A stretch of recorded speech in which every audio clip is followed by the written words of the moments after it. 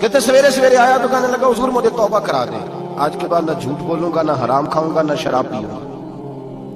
تو کہتے ہیں جتنے لوگ بیٹھے تھے کان کھڑے ہو گئے، کہا تجھے کیا ہوا؟ کہنے لگا 11-12 سال کا نوجوان آیا مجھے توبہ کرا گیا، چڑھتی جوانی، 11-12 سال 14-15 سال کا بچہ مجھے توبہ کرا گیا۔ تو کہتے ہیں ہم محب حیرت ہوئے کہ اتنا سا بچہ؟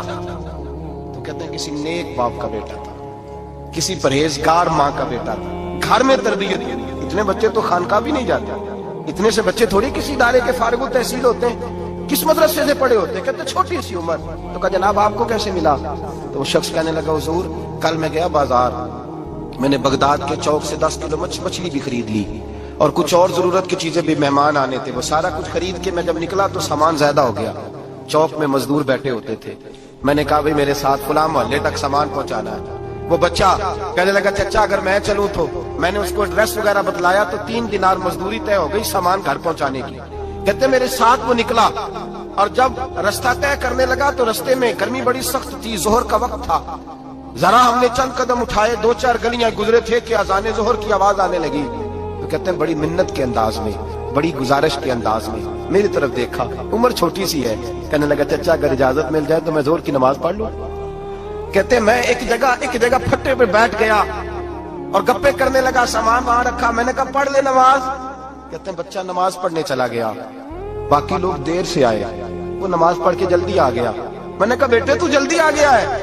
کہنے لگا اس لیے جلدی آیا ہوں کہ آپ یہ نہ سمجھے یہ کام چور ہے، میں نے نفل چھوڑ دیے ہیں، فارغ ہو کے پڑھ لوں گا۔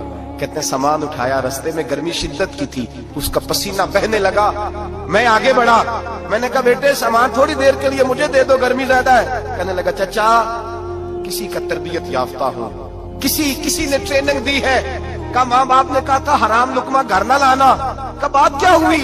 کہنے لگے میں آپ کو نہیں دے سکتا، اس لیے کہ 3 دینار مزدوری گھر پہنچانے کی طے کی ہے، اگر آپ اٹھائیں گے تو پھر میں پیسے پورے نہیں لوں گا۔ دامان توکل کی یہ خوبی ہے کہ اس پر پیبند لگے ہوتے ہیں پر دھبے نہیں ہوتے، میں پھر مزدوری پوری نہیں لوں گا، پیسے کم لوں گا۔ کہتے ہیں میں محو حیرت ہو گیا، اس جوان کی بات نے میرے سارے وجود تھر تھر کبا ڈالا کہ اس دور میں اس قسم کے لوگ۔ کہتے ہیں گھر لے گیا اس کو، میں سامان رکھا، میں نے کہا تم یہاں ٹھہرو میں 3 دینار مزدوری لاتا ہوں۔ کہتے ہیں پیسے لینے گیا تو بیوی کو بتایا بڑا نیک ہے، بڑا پرہیزگار جوان ہے، کہنے لگی روٹی پکی ہوئی ہے، اسے کہو دوپہر کا کھانا کھا لے۔ کہتے ہیں میں باہر گیا، 3 دینار تھمائے، میں نے کہا بیٹے ایک بات مانو گے؟ تو کہتے ہیں 3 دینار دے کے کہنے لگا اب تو آپ مالک ہو گئے، میں نے نمک کھا لیا ہے، اب تو ہر بات مانوں گا، اصلہ نال جے نیکی کریے نسلہ تاک نہیں بھول دے، میں اب ہر بات مانوں گا۔ تو میں نے کہا دوپہر کا کھانا کھا لو۔ کہتے ہیں اس کی گردن جھک گئی اور بڑے دھیمے لہجے میں کہنے لگا میں نہیں کھا سکتا، میں نے روزہ رکھا ہوا ہے، روزہ رکھا ہوا ہے، نفلی روزہ رکھا ہوا ہے۔ کہتے ہیں میں اور پریشان ہوا، میں نے فوری طور پہ سوال کیا کہ اب تو کدھر جائے گا؟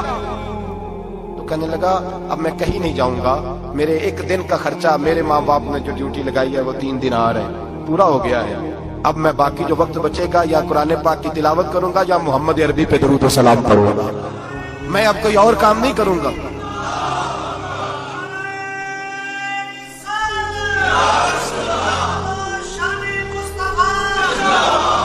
شخص کہنے لگا کہ میں نے کہا افطاری کر لینا، کہنے لگا مجھے مسجد بتا دو، میں جا کے اللہ اللہ کرتا ہوں، مجھے شام کو لے آنا۔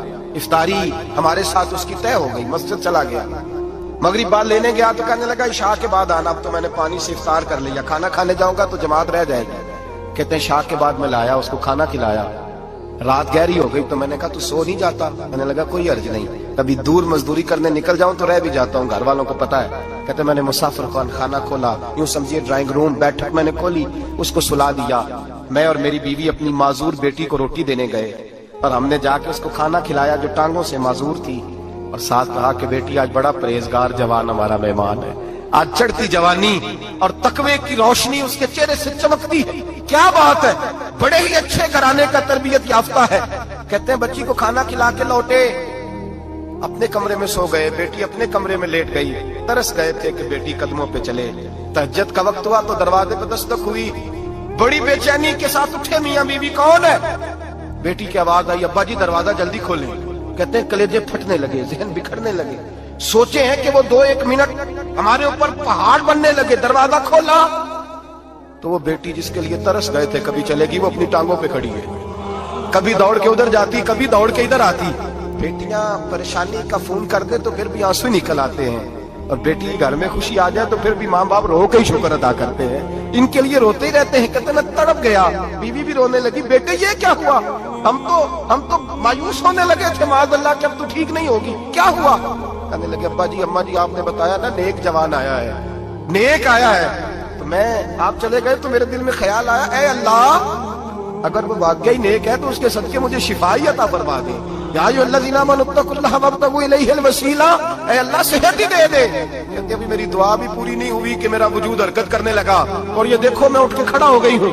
कहते हैं हम लोगों ने ये देखा तो भागे उसके कमरे की जानिब, जब दरवाजे पे हाथ रखा तो दरवाजा खुल गया, आगे गए तो पलंग खाली था, एक रुक्का छोड़ गया है। कहने लगा मुझे पता है मेरी हकीकत खुल गई है, मैंने ये करामत कोई कंपनी की मशहूरी के लिए नहीं दिखाई कि लोग मेरे पीछे भागने लगे, मुरीद होने लगे, तवाफ करने लगे। मैं तो अल्लाह का बंदा हूँ, अगर तुम्हें मुझसे जरा भी प्यार हो गया है तो फिर